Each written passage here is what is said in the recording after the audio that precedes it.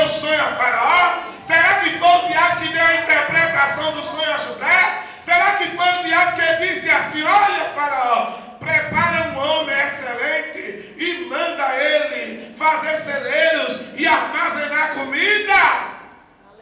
Porque quando chegar um tempo difícil, tu vai ter reserva.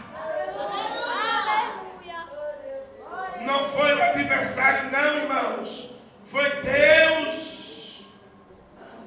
Foi Deus. Foi Deus que deu o sonho. Foi Deus que mostrou. Foi Deus que deu a ideia. Foi Deus que apresentou José. Diga amém. Amém. Olha para o teu irmão e diz assim a ele: Deus vai criar uma situação. Pode dizer a ele: Deus vai criar uma situação. Diga mais forte: e vai te apresentar. Se tu crer, dá uma glória